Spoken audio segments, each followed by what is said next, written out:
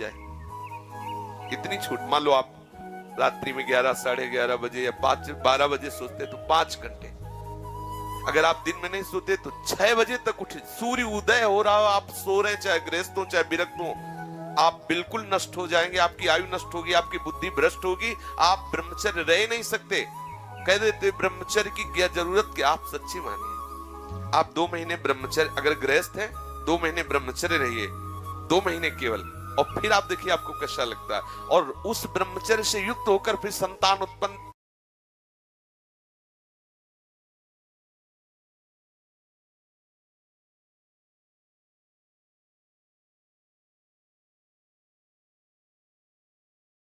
होगी।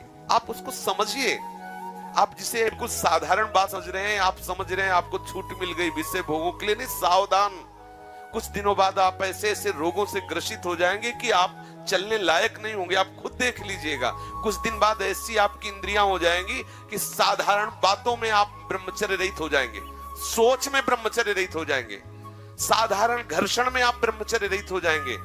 ऐसी स्थितियां आती हैं जिनमें मतलब कितनी दुर्दशा हो जाए, चाहे वो स्त्री शरीर हो चाहे पुरुष शरीर। ऐसा नहीं कि केवल ब्रह्मचर्य पुरुष शरीर के लिए, दोनों के लिए ब्रह्मचर्य है। अगर आप गलतियों से युक्त हो जाएंगे तो स्त्रियों में ऐसे रोग हो जाते हैं जिनके कारण उनको चलना फिरना मुश्किल हो जाता है, उनके शरीर की पूरी स्थिति बिगड़ जाती है। ब्रह्मचर्य दोनों के लिए आवश्यक है।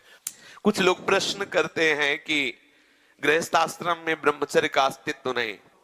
आप देख लो, अगर साल 2 साल में आंखों में कम ना दिखाई देने लगे तो बताना, अगर घुटने दर्द करें, कमर दर्द करे, चलने पर आपको चक्कर आने लगे, देखना, खुद देखना।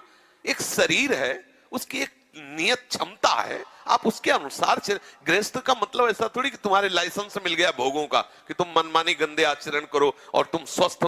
शरीर है तुम्हारा, कोई सोने चांदी का थोड़ी बना है। सोने चांदी का भी घिसोगे तो पतला जाएगा, वहां नष्ट हो जाएगा।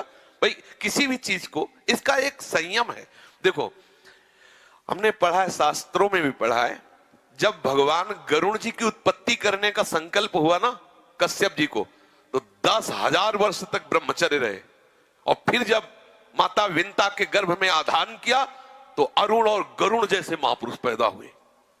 अगर आप 5 वर्ष ब्रह्मचर्य रहे केवल इसलिए कि जो हमारी संतान हो वो बहुत देशभक्त, हरिभक्त, बलवान, विद्वान, ज्ञानवान हो, और आप नियम से दोनों भजन करो, और 5 वर्ष बाद गर्भाधान करके संतान उत्पत्ति के शास्त्र सिद्धांत अगर वो महापुरुष न पैदा हो तो बताना।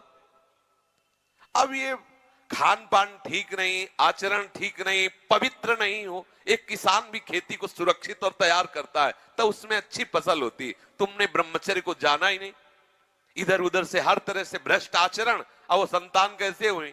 अब देखो, हंसी मजाक की बात है, हम देखा गोदी में चश्मा लगा है, भगवान गोदी में है, शुगर है 500, अब बोलो इनको जवानी आएगी कभी?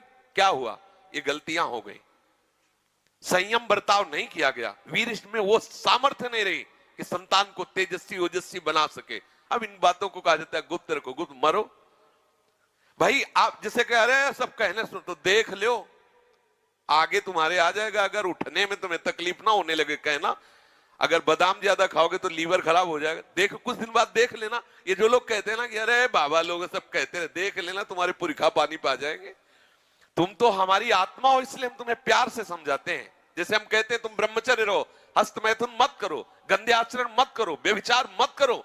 ये ब्याह की जो एक प्रक्रिया है आपको एक सीमित बांधने के लिए है कि आप भ्रष्ट आचरण न करें, आप धर्म से युक्त होकर भगवत मार्ग में चलें, आराधना करते हुए एक आराधक की तरह एक संयमित जीवन व्यतीत करें।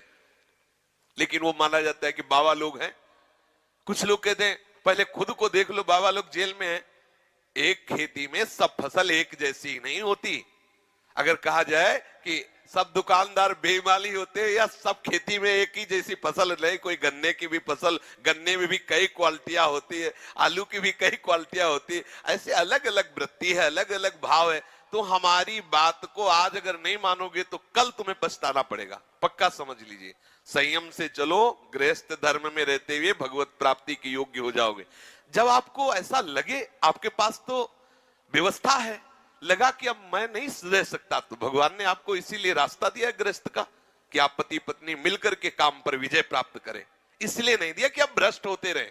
समझिए, आपके पास किला है, किले की आड़ से आप अपने को बचा सकते हैं, लेकिन विरक्त विरक्त मैदान की लड़ाई है। ये जो लोग कहते हैं ना कि गुप्त रूप से नहीं, भूल न दें कुमार, ऐसा नहीं होता। तुम भ्रष्ट आचरण वाले, तुम्हारे पास चश्मा ही नहीं जिसे जानते हो कि कैसे विरक्त रहते हैं, रात दिन चलते हुए सच्चिदानंद तत्व में स्थित रहते। तुम्हें क्या पता, तुम्हें लगता है बाबा लोग हराम की खाते मौज मस्ती से रहते, हमको उपदेश करते हैं। अगर हमारी तरह तुम बैठ जाओगे ना, जैसे हम तुम्हें कह दें कि ऐसे रहो, तुम्हारे होश उड़ जाएंगे।